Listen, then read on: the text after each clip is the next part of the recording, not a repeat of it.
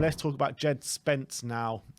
It's been hotting up a bit in the last few days. Djed Spence to Spurs. I'll read for you the couple of updates that have been doing the rounds. First of all, Scott Wilson of the Northern Echo says that Tottenham's interest in Djed Spence is at an advanced stage at the moment, and they are growing in confidence of completing the deal. Antonio Conte identified Spence as one of his key summer targets and told the club to sign him at all costs. Jack Talbot is saying that Tottenham have submitted a €20 million bid for Djed Spence, and Ali Gold said that Spurs, Dortmund, Roma, Newcastle, Brentford and Forest are all willing to pay the fee that Middlesbrough want, and Tottenham are among the front runners. Now it's pretty much just a case of Spence making his decision. So out of those clubs, I mean, you'd probably say that we're the most attractive one out of those clubs. Yeah, I would. I would say Dortmund have, albeit now at this point, they've got a history of developing good English players, young English players in Bellingham and Sancho. In general, yeah. Yeah, so, I mean, that probably wouldn't you'd probably look at that and think that's a good move for him if he was able to go to Germany. But Spurs at the moment, he's played a back three for Nottingham Forest. Conte is known for improving his wing backs, playing Champions League football as well in London. That might really attract him.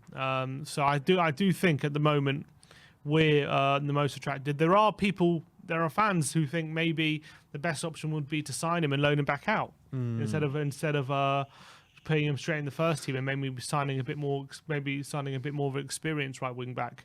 That's an interesting option, but it makes it more difficult, I guess. Who do we sign? If Spence is signing for the homegrown, his benefit is that he's homegrown.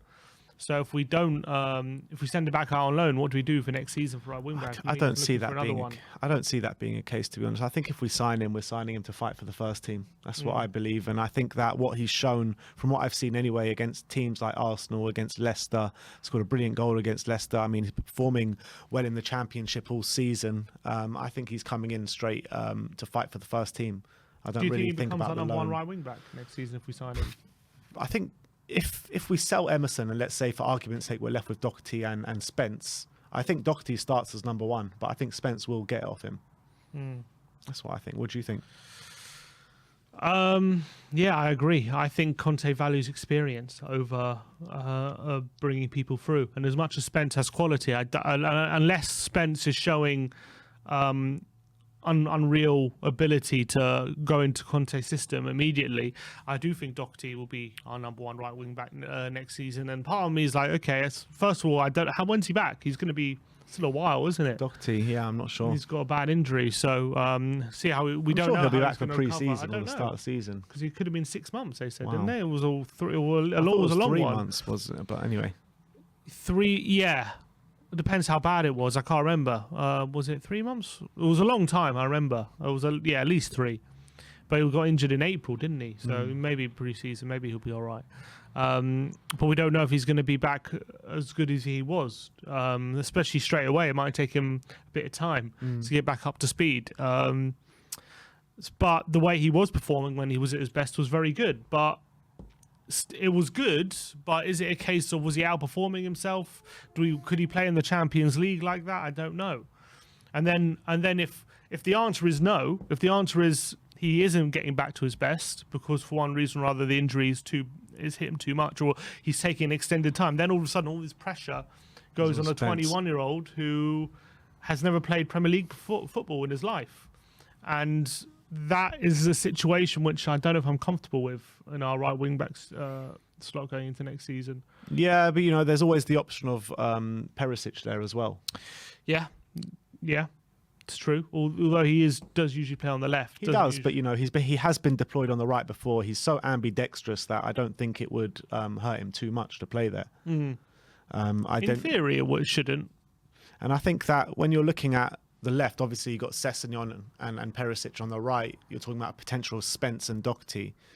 The problem is that we don't know if Doherty is going to come back to full fitness straight away, and Sessegnon on the other side is always injured. Yeah, that's also a problem. That's also big problems that we got. Yeah. So I don't know, a few question marks at the moment thinking about next season. But if Doherty does come back and he's as good as he was, then we shouldn't have a problem.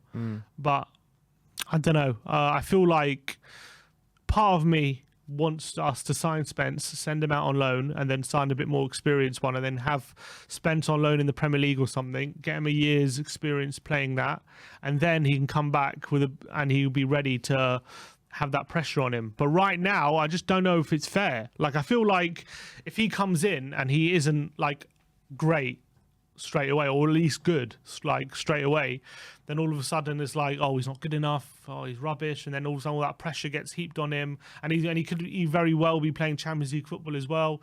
And I'm not saying he's not good enough for that. I'm just saying he's only ever played Championship. It's a big ask.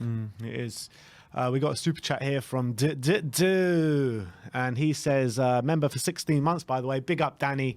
And he says, big up, my brothers. How are you? Hope you are good. I'd only want Spence if we bring in another right wing back. He's a great prospect, but not for a team wanting a title.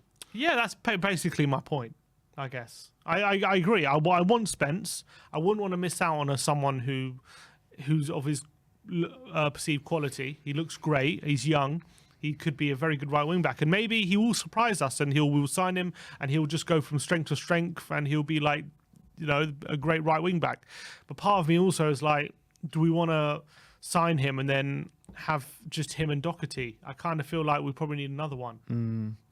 Yeah, I get your point. I mean, I kind of agree. I mean, if we do sign Spence, I would like another right wing back there as well. But if we were to sign the other right wing back, then I'd be happy to probably get rid of Doherty. And I mean, I was saying a few weeks ago when we were doing our streams that my preference would be to get rid of both Emerson and Doherty and to bring in two fresh new right backs, regardless of who comes in. So that would be my number one. Would that be probably your preference, to get rid of both of them and to bring in two fresh new right backs?